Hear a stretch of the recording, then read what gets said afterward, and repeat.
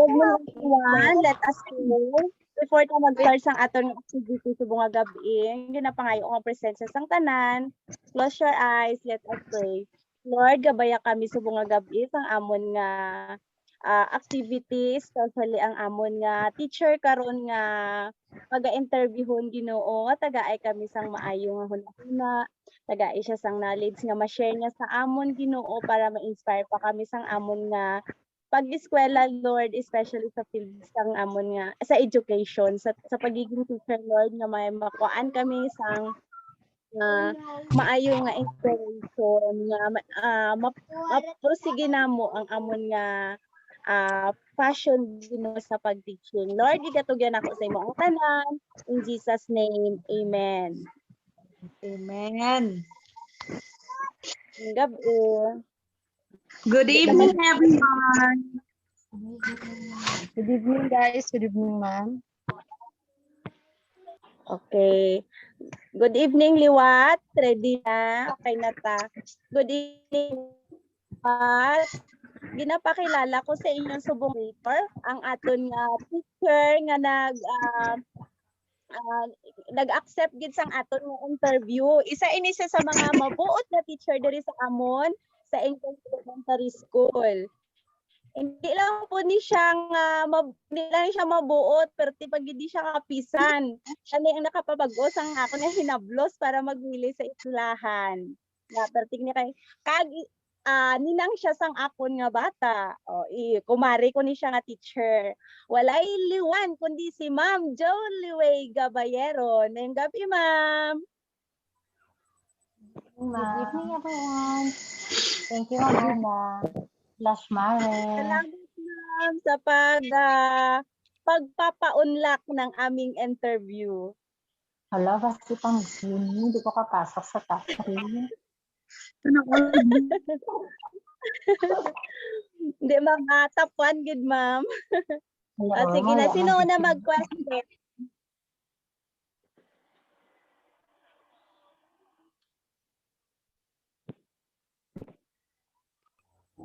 So, hello ma'am, good evening. Pasensya na sa background. So, may prepare ko nga question ma'am para sa imo, para dugang man ihibalo para sa amon nga mga future educator. So, how do you quantify performance test assessment result and why do you do it? Hello, mabatian ko. Ay, sige ma'am, ulitin ko ma'am. How do you quantify performance test, assessment result, and why do you do it? Okay, so first question, how do I quantify? Of course, in Engkong Elementary School, in every activities, in every performance test, and in every outputs, we use rubrics to give the scores, to give assessment, and to have accurate and reliable assessment. So, in question number 2, okay lang? Okay, ma'am? Oo, ma'am. Hello? Ma'am. Ma'am Mylene. Okay, question number 2, why do you do what was the question? Okay, so why? Of course, as a teacher, of course, we should be free from favoritism. So we use rubrics in order to give reliable and accurate assessment results for our learners. So thank you very much, ma'am, sa pagsabat sang... And thank you, Attorney. So, sa mga classmates ko, basi gusto pa kamo may follow-up question kay ma'am?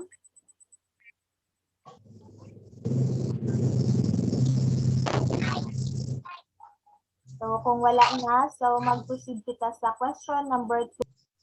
So, ang question number 2 will be asked by Baby Gonzaga. Mahina siguro ang signal ni Baby, ma'am. So, ako na lang siguro magpamangkot. If okay lang sa inyo. Sige, go. So, why do you need to couple quantitative assessment result with qualitative?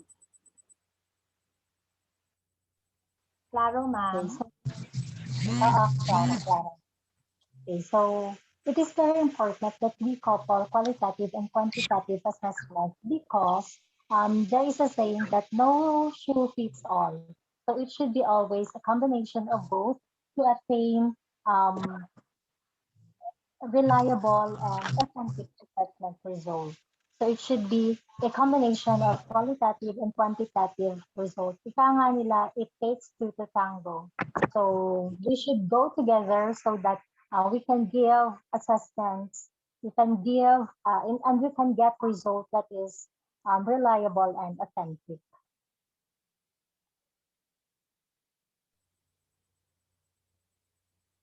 So, thank you very much, ma'am. Kay nasabat mo naman ang amon nga second question. So, the Why third, may premyo? Guro ni second question. Third question. so Ako the ba? Ano ba? third question will be asked by Ms. Christine Joy Flores.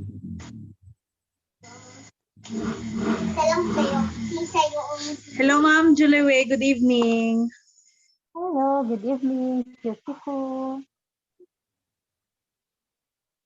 Ay, akon nga question, ma'am. When do you think is the appropriate time to give feedback? The appropriate time to give feedback to parents or to Batean learners mo is, ko, ma'am. oo. Ah, nag-answer na ko. Hindi pa ako batian. Hello? Batian, ma'am, batian. Rinig po, ma'am. Sige, ma'am. Sige, ma'am. Di ba? The appropriate time for us teachers and for us teachers to give feedback to our learners and to our parents as well is immediately. Immediately, right after we check, right after we get the result, right after we have um, the the result. So we have to give the feedback immediately so that we can track the progress of the learners. So if in this aspect or if in this competency he was not able to attain it. So right after, give the feedback so that the child can learn in a manner in which you want him to attain. So wag nang patagalin, wag nang ipa next week because what if that competency is a prerequisite of other competency. So ang tendency is talagang malag behind yung bata. So right after you get the result, right after you have the interpretation of the result, give feedback so that the child can able to cope with the competency that is required for him to attain. Okay. Ano to, liwat? Sa Anong hambal mo, pala? abi, ma'am. Sa hambal mo, abi, ma'am, nga ang paghatag ng feedback.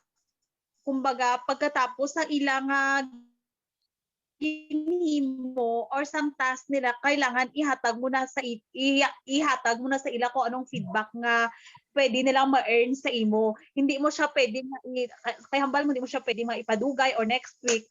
For example, ma'am, sa essay, alimbawa, ma'am, ginpahimo mo sila sa essay, kailangan i-check mo na nga daan para mahatagan mo na sila dayon sa feedback. Or para mahambal mo na sa ila, ma'am, kung ano ang dapat nila i-improve. If we have that enough time, if we have ample time to check and then to give immediately the feedback, you may. But if you don't have the enough time, let's say like we have here, we have time constraints, we have the subject to follow, we have the time to follow in each subject. So what I want to emphasize immediately is that right after you get the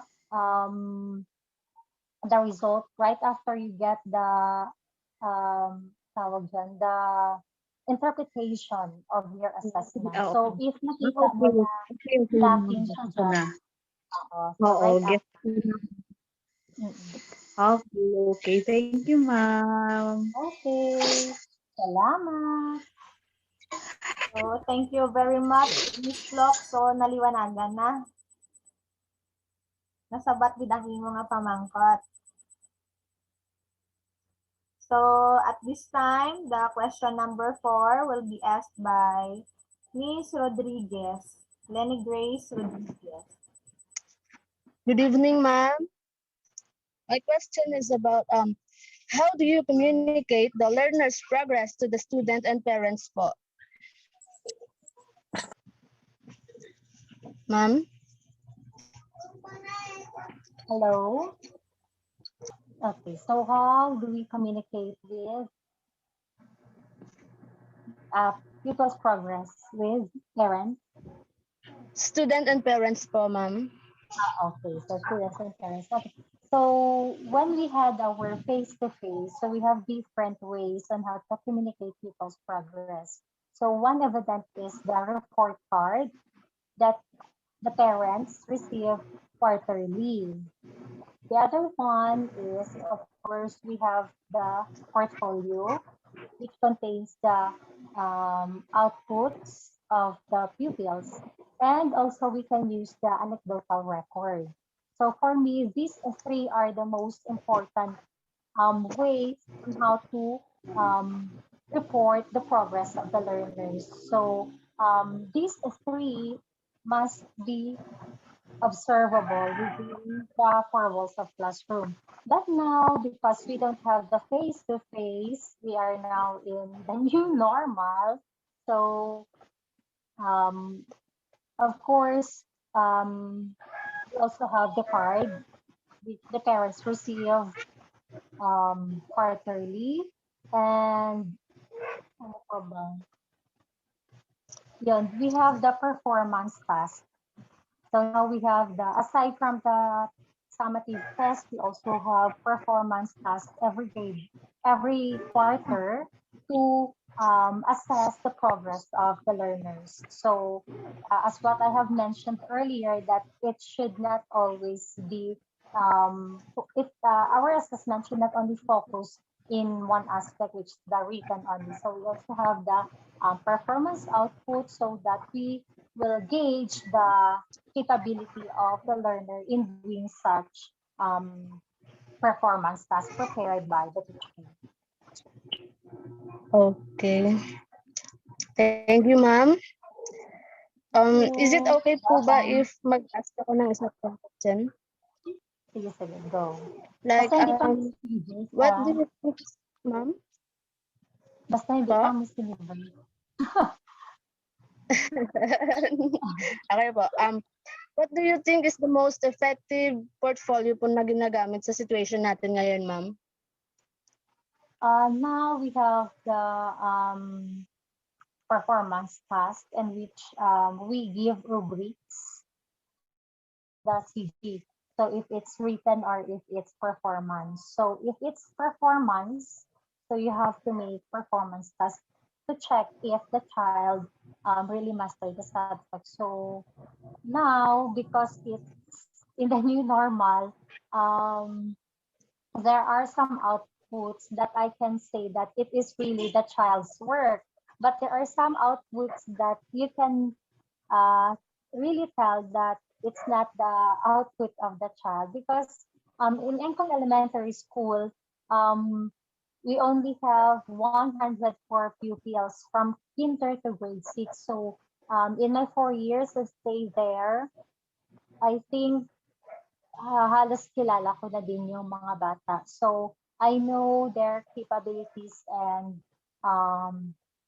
their, somehow I know their strengths, their weaknesses. So yun din ang nagiging basis ko to check whether or not it's the child's answer or if it's not, if it's the parents' answers. Thank you po, ma'am. Salamat. Welcome. So thank you, Miss Rodriguez, for the question. So my last question, ma'am. So the question number 5 will be asked by Miss Pearly Lumbay.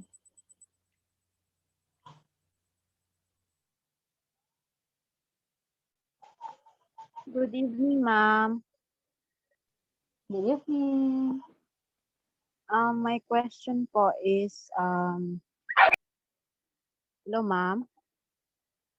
So, nabatian mo ko ma'am. Opo. Yes, ma'am. My question is, why do we need to record the result of formative assessment? Clear po ma'am? Opo. We need to record the result of formative assessment because it is our one way of gauging whether or not they perform the given competency. So if we found out that the child did not pass the competency required for certain topic, for that certain quarter, as teachers, we can give remediation. So it's the best way that we can do to help the child because in the Department of Education, our task is not to put down the child, instead to help the child because diba, we have the program Education for All. So whether or not the child is performing or not, if the child is performing, so if based on his formative assessments, he performed beyond the given competence required. So as teachers, we have to give enrichment activities. If the child is lagging, of course, if the child did not able to pass the competency required for that certain quarter, as teachers, we need to give additional activities in which the child can help, in which these activities can help the child rather to pass the certain competency. So let's sort all the things possible to help the child and not to put down the child because as teachers, I believe that in our hands, it's either we break or make the child. So it should always be, we should make the child and not break them. Thank you ma'am. Tama gid na ma'am. So amo nang dako gid na task sa atin subong kay lalo na arta sa new normal, so i-help pa gid ang child. So tamad naman sila. So from time to time, i-contact ang parents, kamustahon ng bata, small things, but believe me, it helps.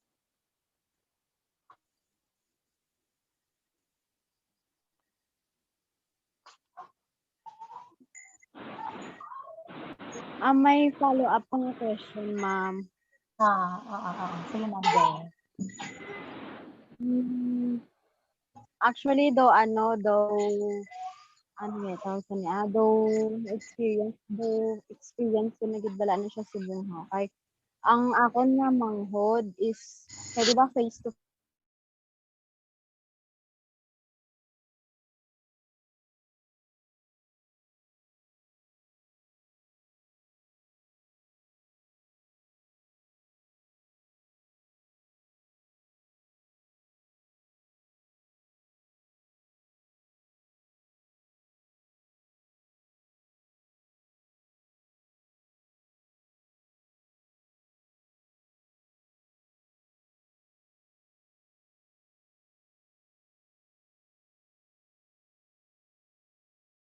Face or modular or whatever na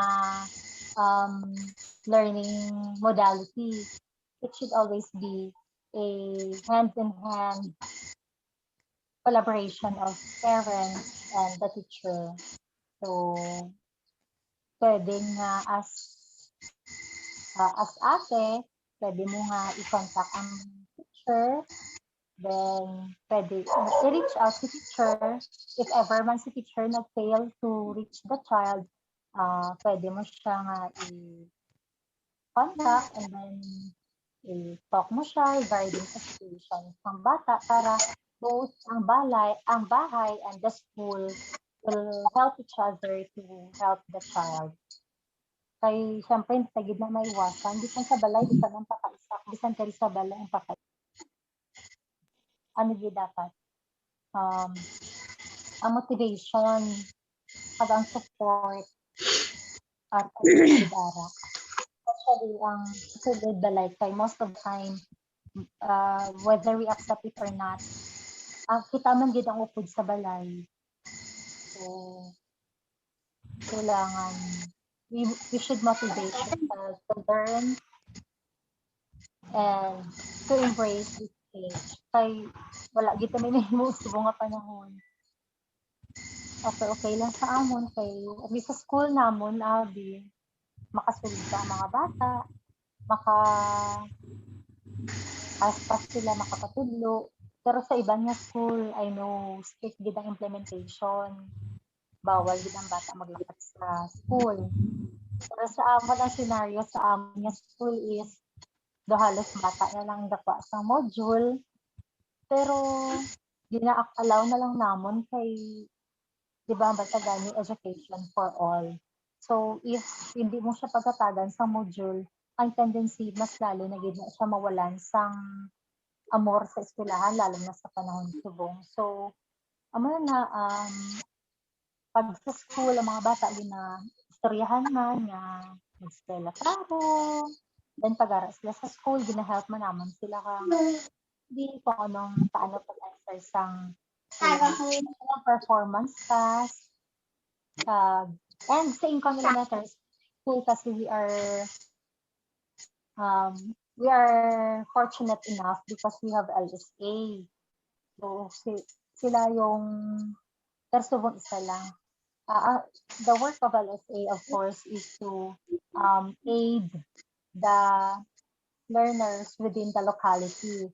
So LSA is for in the IP schools only in the Coronadal City Division. So we are fortunate and lucky enough to have LSA to help reach out those kids that are masiling sa balangan ng daw in layman's term pawala. So sila its primary task is to reach out those kids and then to help, to assist, to answer the module.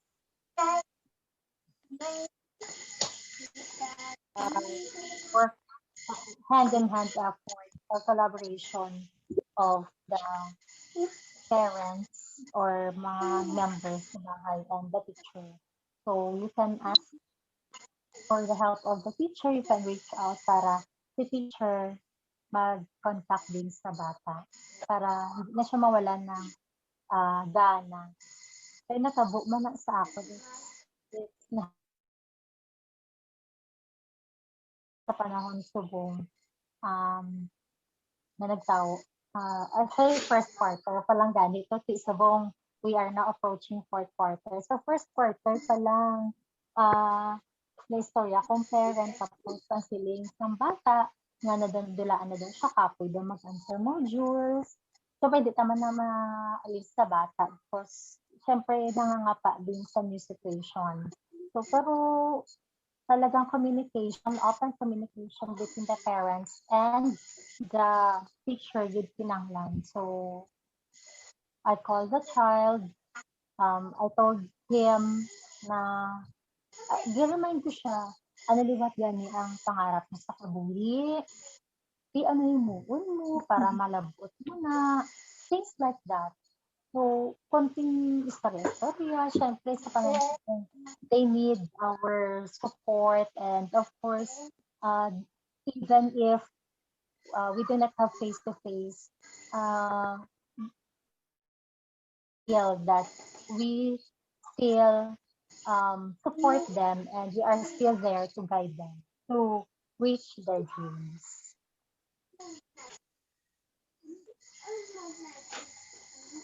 Thank you, ma'am. So, communication is the key, ma'am. Yes. So, Grabe ang adjustment. So, Thank you, ma'am. Thank you very much, ma'am. So, may mga additional questions kay ma'am. Sino pa gusto mag-question kay ma'am?